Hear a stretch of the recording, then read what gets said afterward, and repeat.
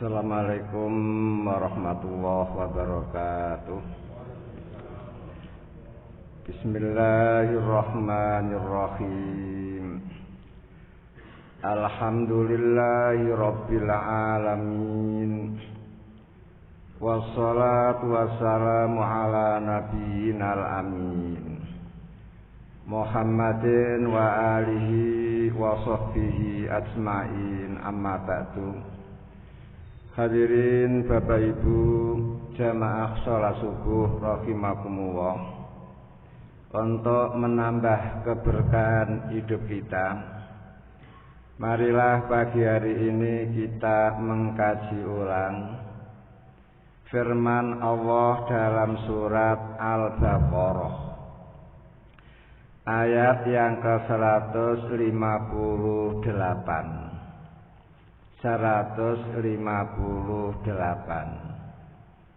Yang akan saya sampaikan hanya sepotong, yaitu a'udzu billahi minasyaitonir rajim.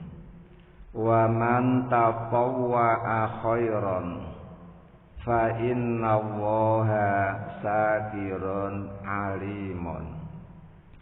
Waman, dan barang siapa tatawwa'a, melakukan ketaatan orang, khairan, dengan melakukan yang baik-baik saja, fa innallaha, maka sesungguhnya Allah, syakirun, zat yang pandai bersyukur, alimun, zat yang maha mengetahui. Ayat ini menjelaskan siapapun melakukan kebaikan, ternyata Allah itu alim, maha mengetahui. Semuanya diketahui. Dan syakirun, ternyata Allah itu pandai bersyukur. Bersyukur kepada manusia yang melakukan kebaikan-kebaikan. Di pagi hari ini saya akan menjelaskan lafaz syakirun, Allah pandai bersyukur. Kata-kata syakirun di dalam Al-Quran hanya bisa ditemukan 2 kali. Syakirun dalam surat Al-Baqarah tadi 158, kemudian syakirun wa kana wa syakirun alima dalam surat An-Nisa ayat 147. Di samping Allah itu syakir, ternyata Allah itu syakurun, menggunakan sighah mubalaghah. Berarti syakurun, Allah itu sangat amat berterima kasih, sehingga berterima kasihnya Allah itu terus menerus, dan berterima kasihnya Allah itu sangat amat banyak. Kalau syakirun sekedar pandai bersyukur, kalau syakurun sangat amat bersyukur, sehingga syukur Allah terlalu banyak, syukur Allah itu berketerusan. Sekarang bukti kalau Allah itu betul-betul zat yang pandai bersyukur. Pertama, Allah membalas kebaikan hambanya sekecil apapun. Hamba yang melakukan kebaikan sekecil apapun dibalas oleh Allah Ta'ala. Sehingga di dalam surat Zalzalah panjenengan pasti apal, famay ya'mal misqala dzarratin khairan yarah. Faman, maka barang siapa ya'mal, berbuat orang, misqala dzarratin, seberat zarah. Kalau zaman Nabi tidak ada atom, Mbak ya. Sehingga dzarrah itu diartikan debu yang bertaburan, satu debu yang bertaburan. Atau dzarrah diartikan satu semut yang paling kecil. Kalau sekarang diartikan atom, atau bisa pula diartikan proton, atau satu butir neutron. Ada proton, ada neutron. Yara, tentu dia akan mengetahui. Ini membuktikan bahwa semua kebaikan yang dilakukan oleh manusia, sekecil atom pun dicatat oleh Allah, dibukukan oleh Allah. Namun panjenengan tidak boleh menyebut Allah itu akutan yang hebat, tidak boleh. Karena Allah tidak punya nama akutan. Walaupun Allah itu punya pekerjaan mencatat semua kebaikan manusia. Itu namanya af'alullah, perilaku Allah Ta'ala. Mencatat semua kebaikan manusia walaupun sangat amat kecil.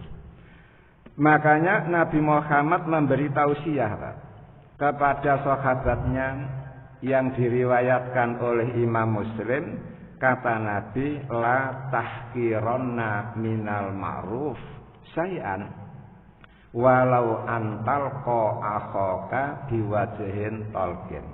Wahai umatku, janganlah kalian meremehkan kebaikan.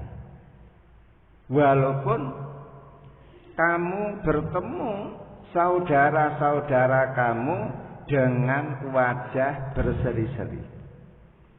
Bertemu saudara, bertemu teman dengan wajah berseri-seri, itu merupakan kebaikan yang tidak akan dilupakan oleh Allah, yang tidak akan diabaikan oleh Allah.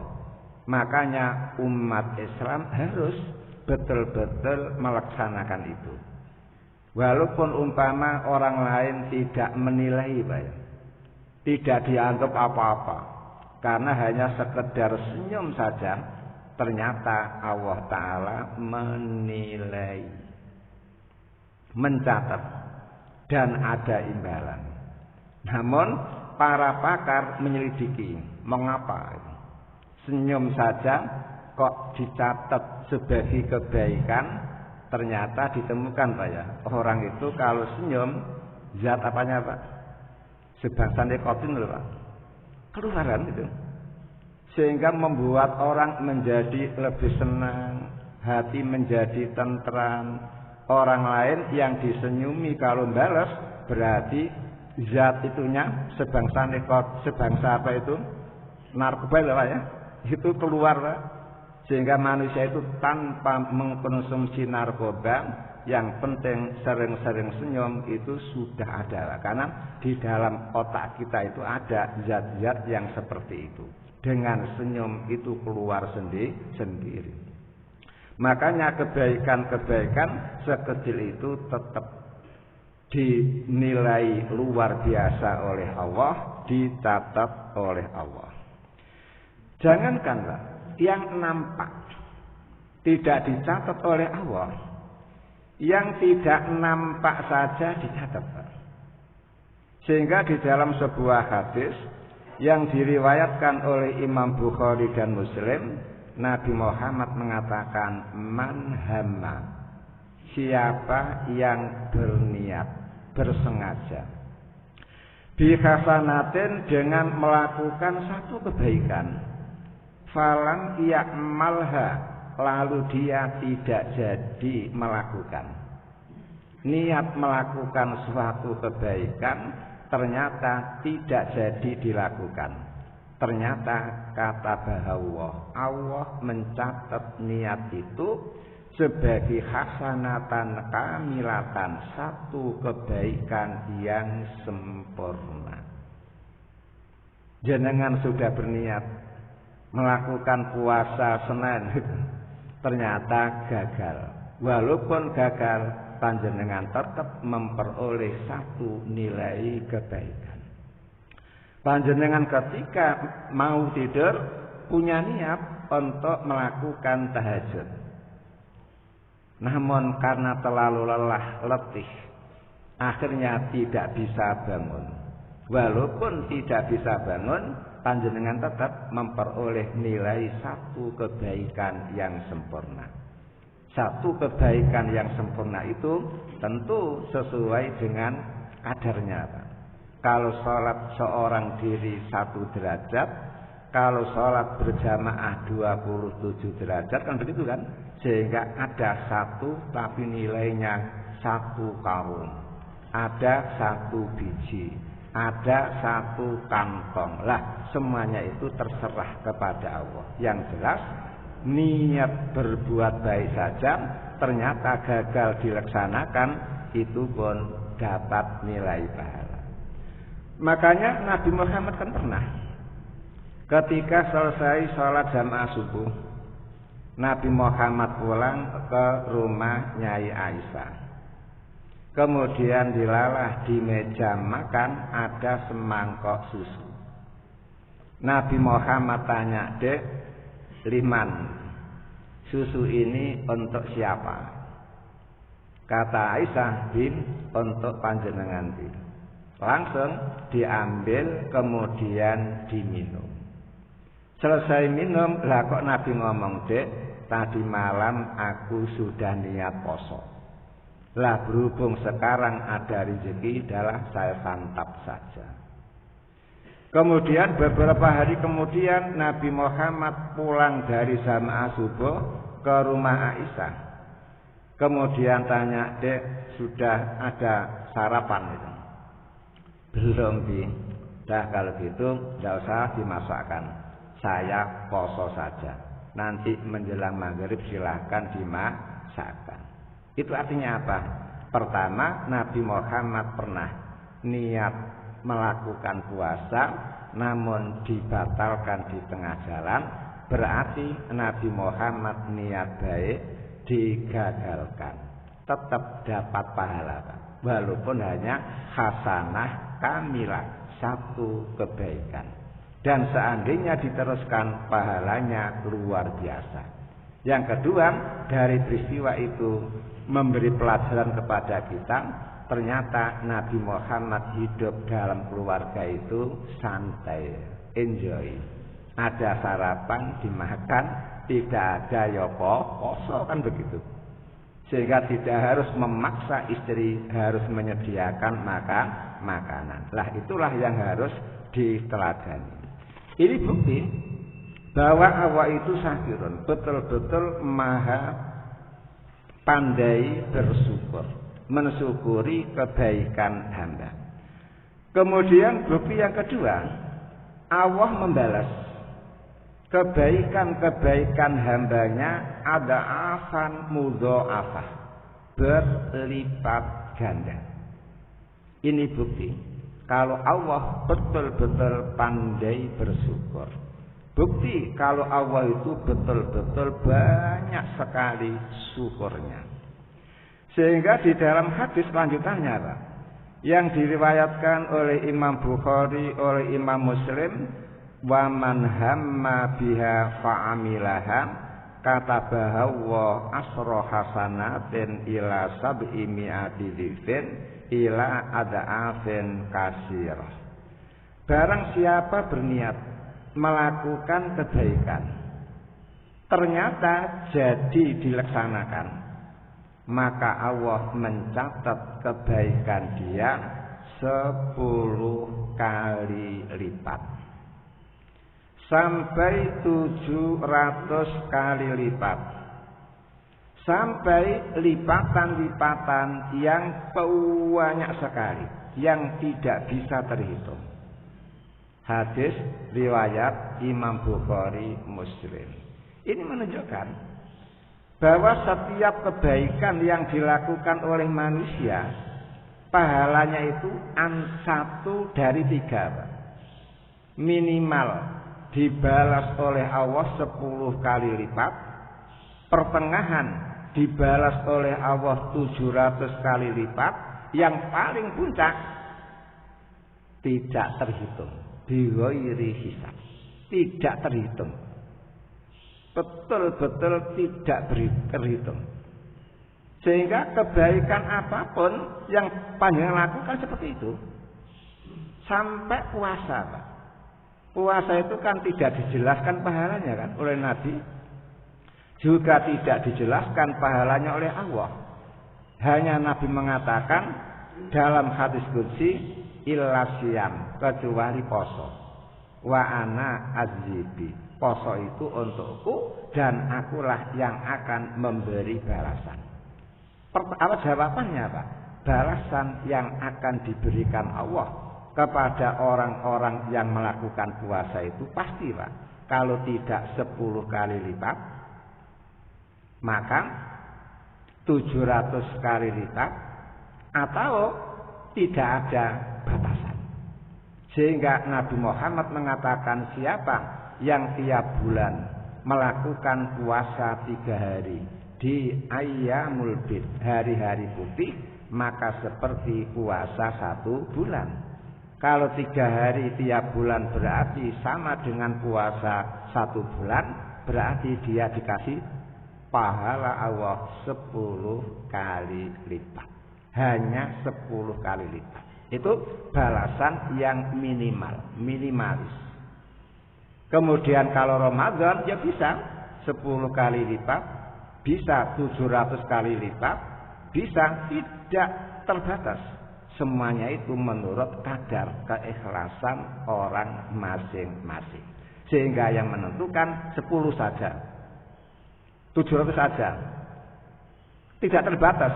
Itu hak prerogatif Allah Ta'ala. Hanya Allah yang tahu. Makanya orang Islam di dalam melakukan ibadah itu harus betul-betul memasang keikhlasan yang tinggi. Kemudian Nabi Muhammad juga menjelaskan sebagai bukti amalan-amalan zahir yang baik selalu diberi lipatan-lipatan pahala yang luar biasa oleh Allah. Kata Nabi, man shalla isnatai asharata rakatan fi yaumihi wa lailatihi bunyalahu bihinna baitun fil jannah. Rawahu Muslim. Hadis riwayat Imam Muslim. Artinya, siapa yang melakukan sholat sunnah 12 rakaat dalam setiap hari, setiap malam, maka dia akan dibangunkan oleh Allah sebuah rumah di surga. Bayangkan, hanya sholat sunnah 12 rakaat sebagai tambahan sholat-sholat wajib rutin tiap hari, tiap malam 12 rakaat, 12 rakaat. Lah kok sudah dibangunkan oleh Allah sebuah rumah di surga. Padahal berapa banyak teman-teman panjenengan yang kepingin punya perumahan ukuran 36 saja, Pak ya, harus mengangsur tiap bulan 700 selama 15 tahun gitu. Angsuran selesai, gentengnya sudah sama melorot gitu. Padahal mengumpulkan 700.000 tiap bulan berat untuk orang-orang biasa. Sementara panjenengan bisa membangun rumah di surga cukup dengan salat sunnah 12 rakaat. Itu kan betul-betul perilaku ringan yang diberi pahala oleh Allah berlipat-lipat. Sebagai bukti Allah itu syakirun, pandai bersyukur, syakurun, sangat amat banyak syukurnya kepada hamba yang mau berbuat baik.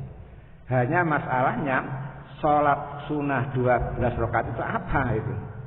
Ternyata ada riwayat yang menjelaskan 4 rakaat sebelum sholat zuhur. Caranya 2 rakaat salam, 2 rakaat salam.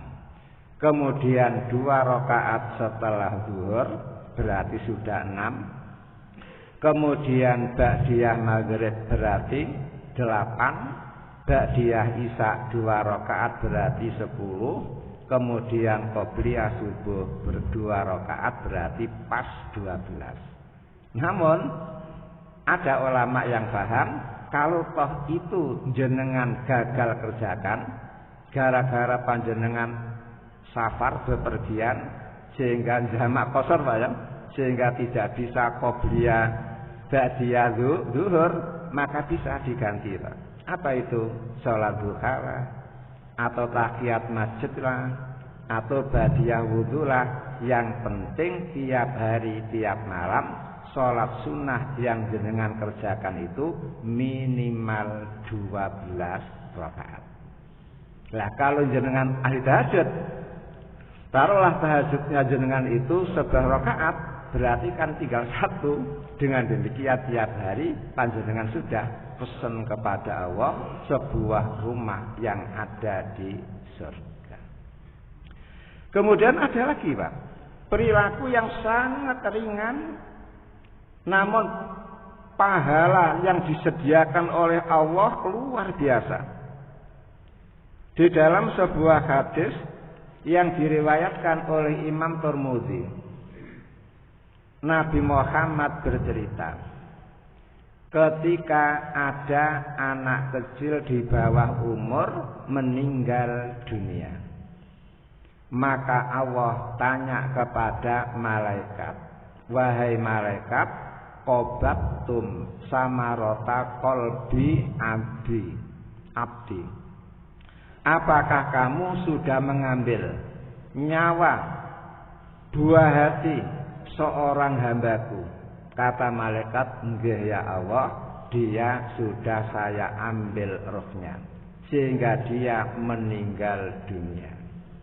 Kemudian Allah tanya, madza yaqul, apa yang dia katakan ketika anaknya meninggal dunia?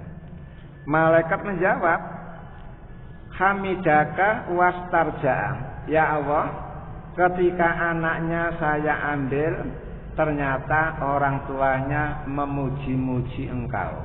Alhamdulillah wastarja'a, lalu mengucapkan inna lillah wa inna ilaihi raji'un. Allah kagum Pak. Kok ada manusia ketika anak kecilnya, lucu-lucunya anak meninggal dunia mengucapkan alhamdulillah, inna lillah wa inna ilaihi raji'un. Akhirnya apa? Spontan Allah menyuruh malaikat, ibnu li abdi baitan fil jannah wa sammuhu baital hamdi, wahai malaikat, bangunkan untuk hambaku itu sebuah rumah di dalam surga.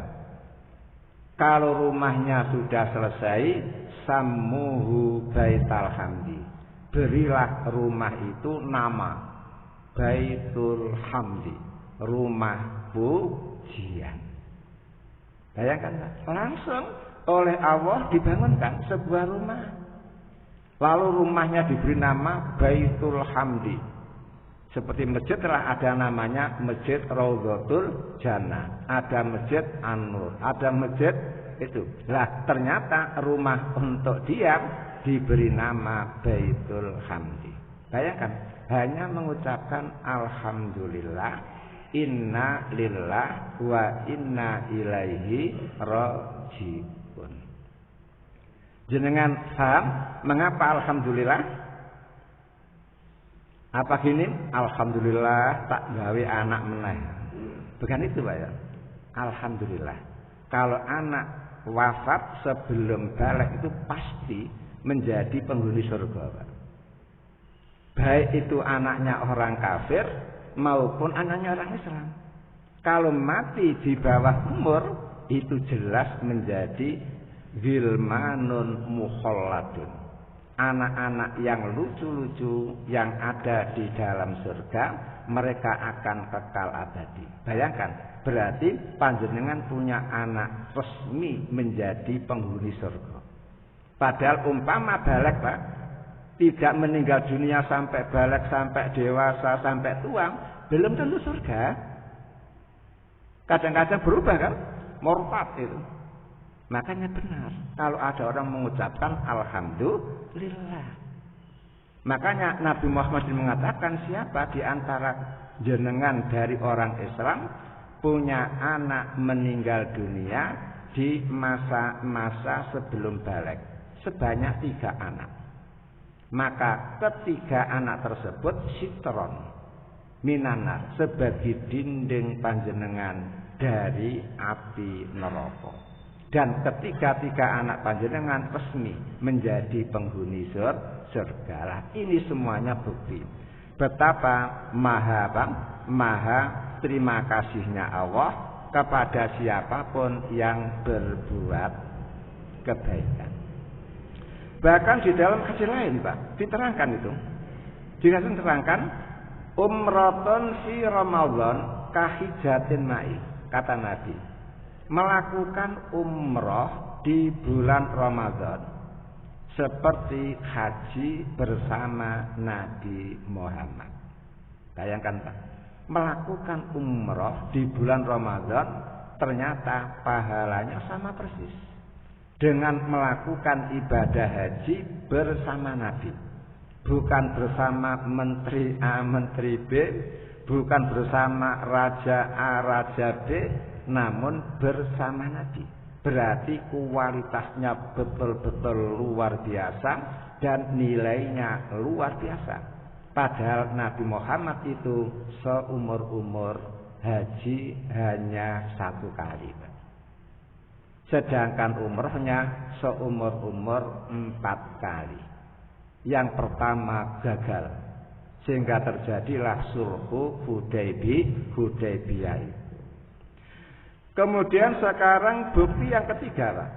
Kalau Allah itu betul-betul syakiron, zat yang pandai bersyukur adalah semua orang yang berbuat baik. Kebaikan-kebaikan orang itu tidak bermanfaat sama sekali untuk Allah.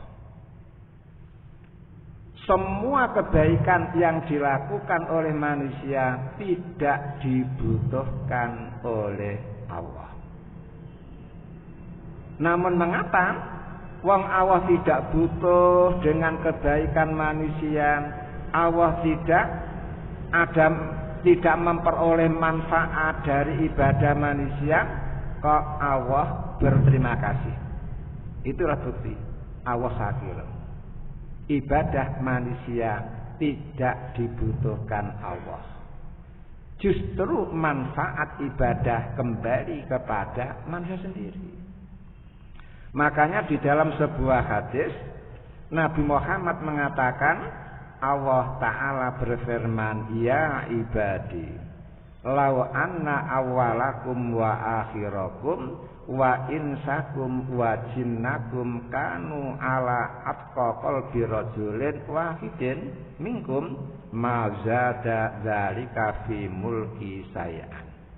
Kata Allah, wahai hambaku, sesungguhnya jin yang paling pertama hingga akhir, manusia paling awal sampai akhir, semuanya taat beribadah kepada Allah seperti ketaatan Nabi Muhammad di dalam beribadah.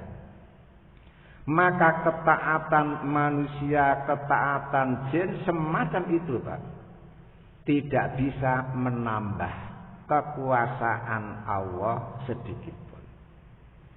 Begitu pula kebalikannya. Seandainya manusia seluruh dunia, jin seluruh dunia nakal semuanya, senakal iblis, senakal anak raja Namrud, senakal Fir'aun, senakal Abu Lahab, maka itu pun tidak bisa mengurangi kekuasaan Allah. Ini menunjukkan Allah itu disembah oleh manusia, ya tetap Allah. Tidak disembah oleh manusia, ya tetap Allah Ta'ala. Namun Allah berterima kasih kalau ada orang-orang yang beribadah kepada dirinya, Allah berterima kasih kalau ada orang berbuat baik kepadanya. Karena kebaikan itu kembali kepada dirinya sendiri.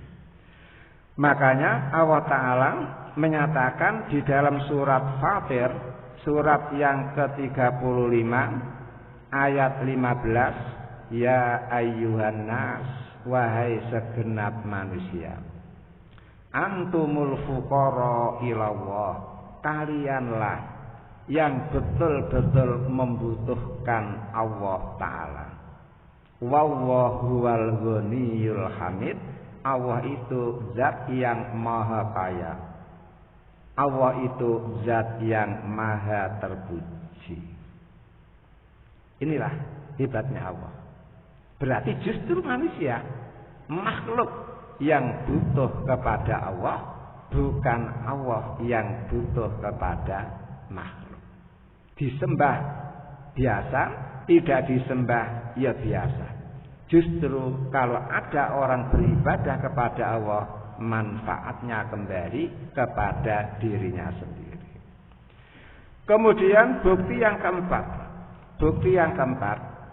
Allah tidak hanya membalas kebaikan hamba di akhirat, namun di dunia pun kebaikan-kebaikan hambanya diberi balasan. Berarti balasannya itu duniahu wa ukhrahu. Di dunia orang yang berbuat baik dibalas oleh Allah, kemudian ukhrahu di akhiratnya juga akan diberi balasan.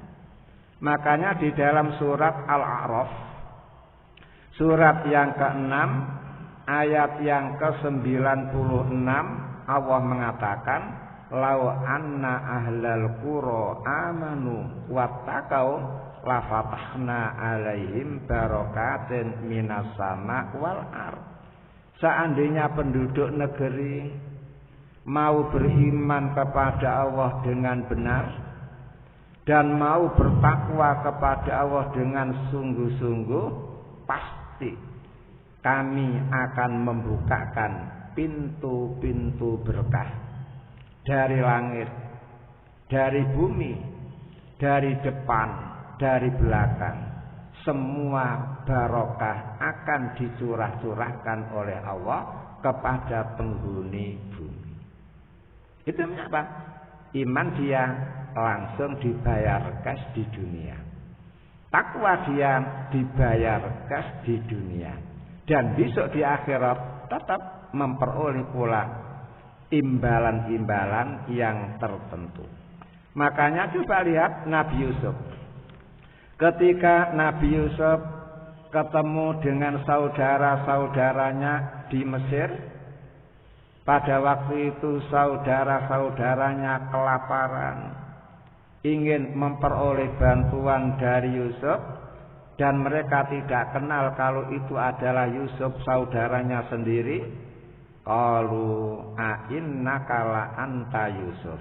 Mereka berkata, apakah Anda ini Yusuf? Qala, Nabi Yusuf menjawab, ana Yusufu. Saya adalah Yusuf, wa hadza akhi, dan Bunyamin ini adalah saudaraku, seayah seibu. Qad mannahu alaina, sungguh Allah telah memberi anugerah kepada kami, sehingga kami menjadi menteri. Setelah itu menjadi raja, aziz, paduka yang mulia. Mengapa Allah memberi anugerah menjadi menteri, kemudian naik lagi menjadi al-aziz? Innahu mayyattaqi wa yasbir. Karena orang yang betul-betul bertakwa dan betul-betul bersabar akan diberi anugerah. Berarti Nabi Yusuf sendiri mengakui, Pak, dia bisa menjadi menteri di negara Mesir, Pak. Padahal Yusuf adalah orang Palestina. Mana mungkin orang PPLG menjadi presiden di Amerika, Pak? Kan tidak mungkin. Karena Mesir waktu itu merupakan negara superpower. Namun Yusuf bisa menjadi presiden di sana, menjadi menteri di sana. Mengapa begitu? gara-gara yattaqi, bertakwa kepada Allah, gara-gara yasbir, sabar terhadap ujian-ujian yang diberikan Allah kepadanya. Ini bukti bahwa kebaikan orang ada yang langsung dibalas ketika di dunia, kemudian di akhirat juga ada. Dan ternyata apa? Yang berbuat baik kemudian disyukuri oleh Allah itu tidak hanya orang mukmin. Ternyata orang kafir yang berbuat baik ya disyukuri oleh Allah. Hanya ada bedanya. Di dalam sebuah hadis yang diriwayatkan oleh Imam Muslim. Kalau panjenengan punya Riyadhus Shalihin, hadis yang ke-428. Dijelaskan, inna Allah la yadlimu mu'minan hasanatan yu'ta biha fid dunya wa yujza biha fil akhirah. Sesungguhnya Allah tidak pernah mendolimi orang mukmin. Sebagai bukti Allah tidak pernah berbuat zalim, bila ada orang mukmin berbuat baik, maka dibalas oleh Allah di dunia dan dibalas pula di akhirat. Karena kebaikan yang dilakukan oleh orang mukmin yu'ta, diberi, Pak. Diberi balasan berupa harta kekayaan dunia. Semakin banyak kebaikan yang dilakukan orang mukmin, semakin banyak pemberian Allah kepadanya. Wa yujza biha fil akhirah, dan ternyata kebaikan yang dilakukan itu juga akan dibalas besok di akhirat. Wa amal kafir, adapun orang kafir, fayut amu bi hasanati ma amila lillah di dunia. Beda dengan orang kafir. Orang kafir apabila berbuat baik karena Allah, maka Allah akan memberi makan kepada dia gara-gara kebaikan-kebaikan yang dilakukan. Namun ingat, hatta idza afdha ilal akhirati lam yakun lahu hasanatun yujza biha. Karena kebaikan-kebaikan orang kafir itu sudah dibalas oleh Allah di dunia, maka kebaikan dia sudah tidak ada pahalanya sama sekali. Sehingga besok ketika ketemu Allah di akhirat tidak dikasih balasan lagi. Dari sini, Pak, kayak jenengan tahu, orang kafir kalau kok fakir miskin berarti apa, Pak? Berarti kurang banyak kebaikannya. Kalau ada orang kafir kok sugih, pertanda kebaikannya banyak. Suka memberi, Pak. Menteri A dikasih sekian miliar. Kemudian Pak ini dikasih, Pak. Gara-gara mengasihi, Allah memberi balasan sebanyak-banyaknya di dunia. Namun kalau ada orang kafir kok tidak memperoleh kekayaan yang melimpah ruah, berarti apa? Kebaikannya kurang. Ini rumusnya begitu, Pak. Beda dengan orang Islam, berbuat baik di dunia ada balasan, kemudian di akhirat ada balasan, maka panjenengan sebagai orang mukmin tidak perlu meri sama rezeki yang Allah berikan kepada orang kafir. Karena apa? Mereka hanya dikasih kesenangan dunia saja. Kesenangan akhirat tidak ada sama sekali.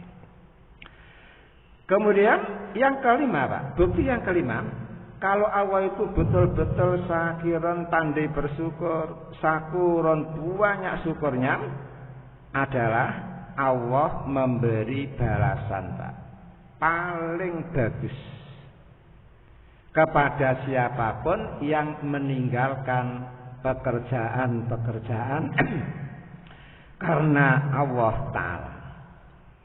Jadi kalau ada orang meninggalkan sesuatu amalan, niatnya karena Allah, maka Allah bersyukur. Dan syukur Allah itu luar biasa. Sehingga Nabi Muhammad mengatakan innaka lan tada'a syai'an lillah illa badala bihi ma huwa khairun laka. Tidaklah seseorang yang mempunyai kesempatan untuk berbuat jahat, namun ternyata dia tidak mau melakukan. Makhafallah, karena takut kepada Allah. Maka orang semacam ini akan diberi ganti oleh Allah yang nilainya lebih baik daripada yang tadi. Contoh, umpama panjenengan, Pak, taruhlah menjadi apa itu namanya, kondektor gitu. Umpama ya, kondektor. Umpama mau ngentet bisa kan? Ada penumpang naik, kemudian menyerahkan uang, kemudian tidak dikasih tiket karcis.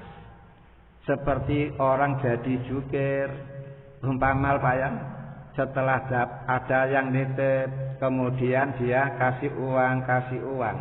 Taruhlah umpama dalam 1 hari dapat 1 juta. Namun hanya disetorkan, dilaporkan kepada pemiliknya 700.000 saja. Kan bisa itu. Kan tidak ada bukti, tidak ada apa-apa. Namun kata Nabi, siapa yang mau, yang bisa melakukan keburukan namun tidak dilaksanakan hanya karena takut kepada Allah, maka orang semacam itu akan diberi ganti oleh Allah yang lebih baik. Bayangkan ya. Ini yang harus diketahui itu. Hanya meninggalkan hal-hal karena Allah Ta'ala akan diberi hadiah oleh Allah yang nilainya lebih hebat. Tahu apa? Tanda tangan jatahnya sekian miliar. Kemudian panjenengan tidak mau. Berarti panjenengan tidak jadi dapat miliaran. Namun ingat, karena itu pelanggaran hukum, panjenengan kok bisa meninggalkan, maka panjenengan akan diberi ganti yang lebih baik. Apa itu? Bukan berarti harus diganti Allah uang. Lebih banyak tidak. Mungkin ketenangan hati panjenengan, ketenangan hati istri panjenengan, kemudian keberkahan anak panjenengan, sehingga anak panjenengan solih solihah, semuanya taat beribadah, itu jauh lebih baik daripada memiliki harta bermiliar-miliar. Dan kehormatan panjenengan terjaga, itu pun nilainya lebih baik daripada harta yang melimpah ruah. Kan begitu. Jangankan Pak, dalam urusan kemaksiatan, dalam urusan yang halal saja, kalau ada orang mau meninggalkan karena takut kepada Allah, itu diberi balasan yang lebih hebat. Coba lihat Nabi Sulaiman. Nabi Sulaiman pernah itu kagum dengan kuda balapnya, dan sewenang sekali, sehingga pernah dipertontonkan kuda balap Nabi Sulaiman. Masya Allah, betapa senangnya Nabi Sulaiman ketika melihat kuda-kuda itu. Idza urida alaihi bil asi safinatul jiyad, faqala inni ahbabtu hubbal khair an dzikri rabbi. Surat yang ke-38 ayat 31-32. Nabi Sulaiman memiliki kuda-kuda balap. Pernah pada suatu sore dipertunjukkan, Pak. Gara-gara nonton kuda-kuda balap itu, lah kok Nabi Sulaiman lengah, Pak, dari zikrullah. Lengah dari zikrullah. Akhirnya apa? Setelah selesai langsung kuda-kuda itu disembelih oleh Nabi Sulaiman.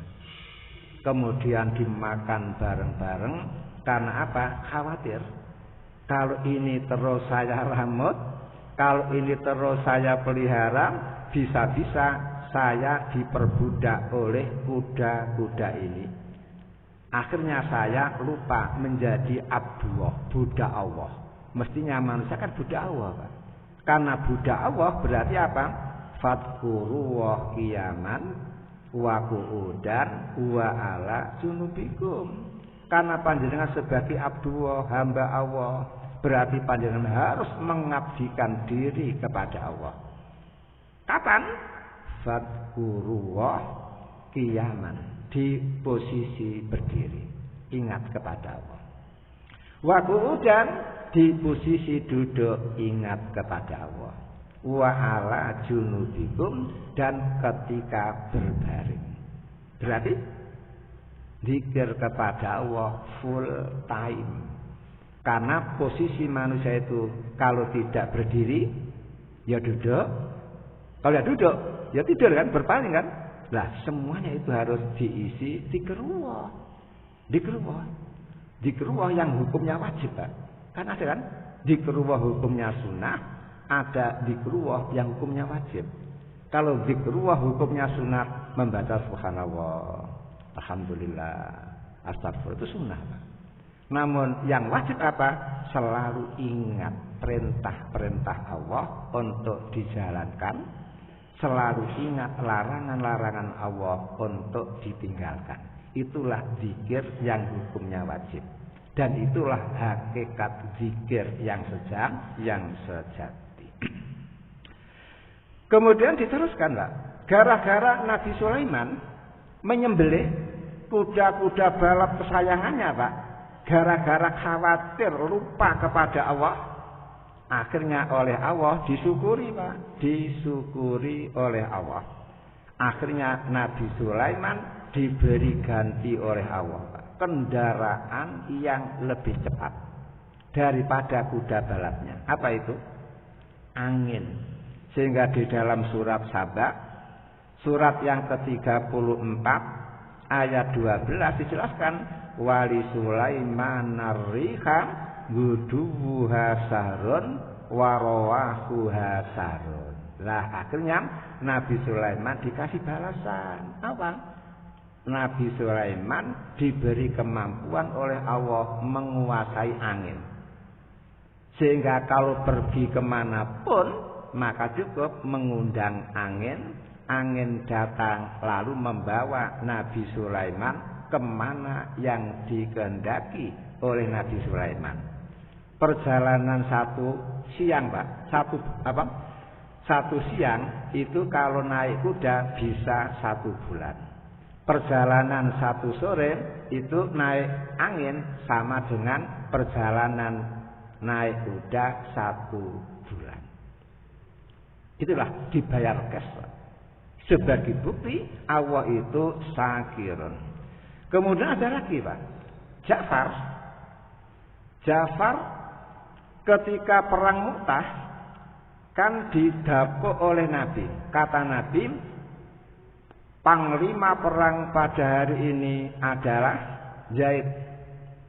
Bila Zaid gugur, harus diganti oleh Ja'far.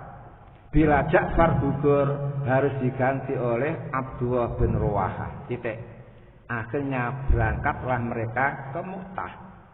Ternyata tentara Islam hanya 3.000, tentara orang kafir 100.000. Kan tidak seimbang. Namun tetap tawur. Sehingga Zaid sebagai panglima ketika gropyoan yang pertama langsung gugur. Sehingga bendera perang Islam tumbang, langsung dipegang oleh Ja'far dengan tangan kanannya. Dilalah tangan kanan Ja'far, tertebas pedang sehingga putus. Sehingga bendera perang tumbang, dipegang oleh Ja'far dengan tangan kiri, diangkat lagi, diserang lagi oleh orang kafir, tangan Ja'far yang kiri pun putus. Setelah putus keduanya, tetap bendera itu diangkat dengan sisa-sisa kedua tangannya, Pak. Berdiri lagi, gropyoan lagi. Akhirnya Ja'far pun tumbang syahid, menjadi syahid. Apa kata Nabi? Setelah kedua tangan Ja'far hilang, diganti oleh Allah dengan dua sayap burung. Sehingga Ja'far langsung terbang ke taman-taman surga. Gara-gara itu akhirnya apa? Ja'far terkenal dengan panggilan At-Tayyaru. Ja'far yang bisa terbang. Seperti Tayyarah, pesawat terbang. Motor, bandara. Kalau motor, bandara. Kalau Tayyarah, pesawat terbang. Kalau Ja'far, At-Tayyaru, orang yang bisa terbang. Itulah namanya apa? Syukurnya Allah kepada manusia. Berarti luar biasa. Kemudian yang perlu diketahui, Pak, apa dampak syukurnya Allah kepada manusia? Ternyata luar biasa, Pak. Jenengan tahu mengapa ketika Ibrahim dibakar, dilemparkan oleh Raja Namrud di lembah yang penuh dengan api biasa, tidak terbakar? Itu dampak syukur Allah. Mengapa Allah syukur? Bayangkan, ketika Nabi Ibrahim sudah diikat oleh Raja Namrud, kedua tangannya, kedua kakinya diikat. Api sudah berkubar-kubar. Pada waktu itu Jibril datang menawarkan bantuan. Kata Jibril, wahai Ibrahim, kurang beberapa menit lagi kamu akan dilemparkan di lembah yang penuh api. Saya tidak tahu bagaimana nasib kamu nanti. Apakah langsung pecah perut kamu, berodol usus kamu, kemudian hilang hidung kamu karena dimakan oleh api. Makanya saya datang kemari menawarkan bantuan kepada kamu. Coba Pak, kalau jenengan ditawari bantuan malaikat loh Pak.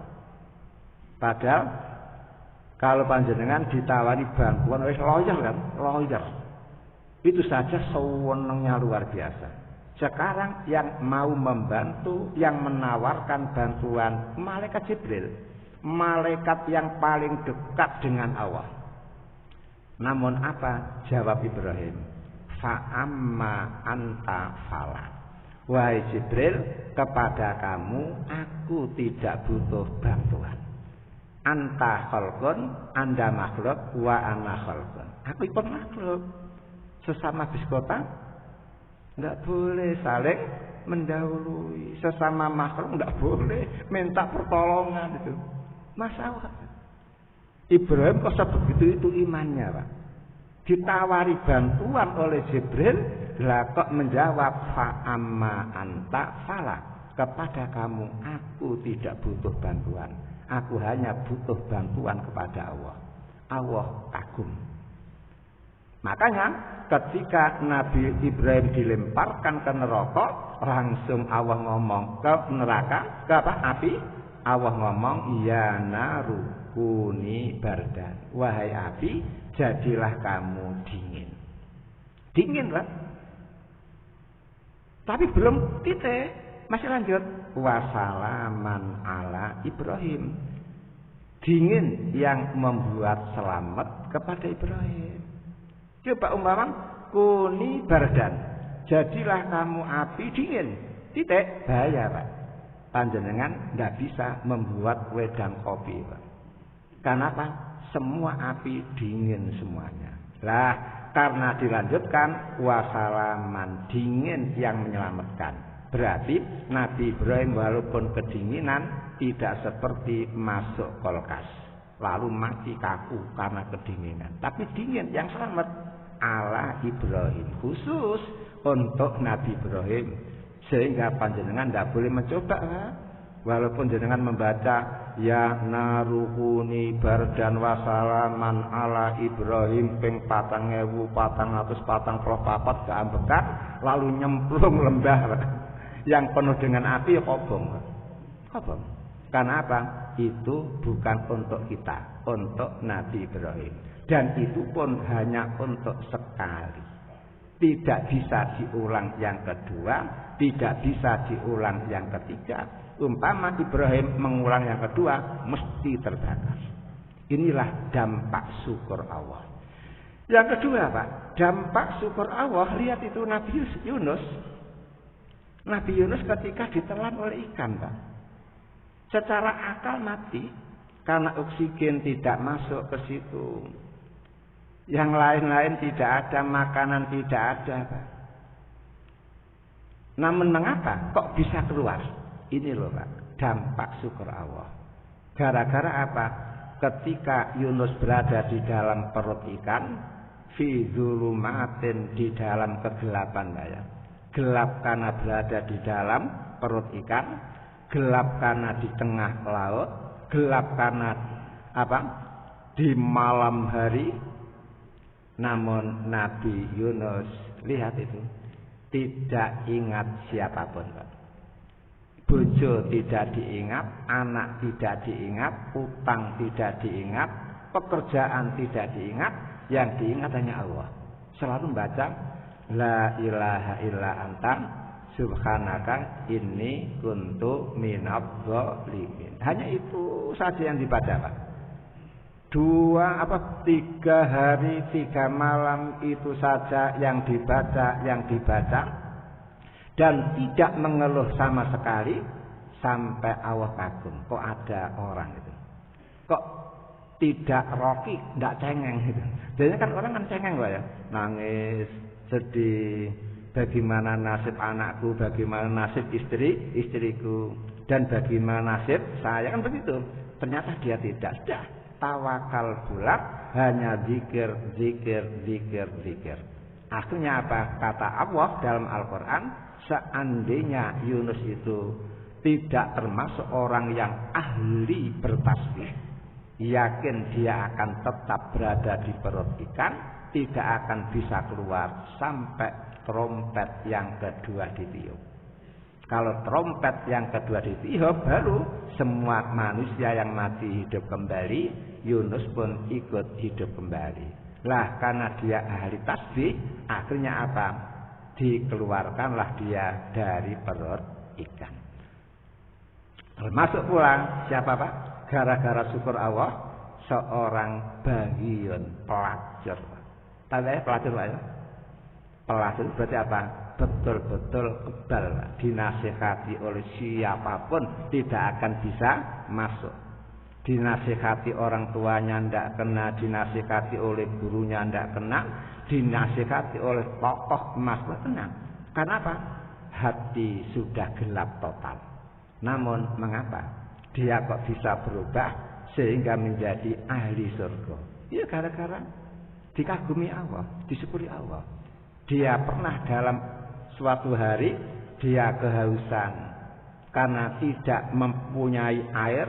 Setelah berjam-jam dia berusaha mencari air, tahu-tahu ketemulah bi'run, sebuah sumur. Kemudian dia turun, ambil air, diminum. Selamatlah dia dari kematian. Begitu naik dari sumur, lah kok ada kalbun yalhasu, anjing jilat-jilat, mengitari sumur itu. Si pelacur punya hati, oh mungkin anjing ini pun kehausan seperti kehausan yang menimpa diriku. Alangkah senangnya seandainya aku ambilkan air lalu aku berikan kepada dia, berarti dia akan selamat dari kematian. Langsung, Pak, dia turun. Timbo tidak ada, ciduk tidak ada. Akhirnya apa? Maklum dia pernah, Pak, walaupun pelacur, Pak ya, pernah ikut perang muka, Pak. Sehingga akalnya banyak. Akhirnya apa? Sepatunya itu dilepas. Kemudian dia turun membawa sepatu dipenuhi air. Dia tidak bisa naik, Pak. Kenapa? Naiknya harus merambat. Apa bisa membawa air dan merambat? Akhirnya apa? Terpaksa. Sepatunya digigit dengan mulut, kedua tangannya digunakan untuk merambat sumur sampai dia berhasil naik. Setelah berhasil diberikan kepada anjing. Masya Allah, anjing minum dengan lahap sekali. Mengapa lahap? Karena ada air plus bekas kaki terakhir yang berbau itu Pak. Berarti ada vitaminnya itu. Setelah selesai minum, anjingnya langsung kabur pulang Pak. Gara-gara itulah ternyata bersyukur. Ternyata sejahat-jahat orang masih ada punya hati. Buktinya apa? Masih welas asih kepada anjing. Akhirnya dia diberi hidayah. Hati dia dibuka oleh Allah. Setelah dibuka akhirnya apa? Senang menghadiri kajian. Akhirnya mati dalam keadaan husnul khotimah. Itulah dampak syukur Allah. Hadirin yang berbahagia sekian, mari kita akhiri dengan doa kafaratul majelis. Subhanakallahumma wa bihamdika asyhadu an la ilaha illa anta astaghfiruka wa atubu ilaik. Walhamdulillahi rabbil alamin wal afu minkum. Assalamualaikum warahmatullahi wabarakatuh.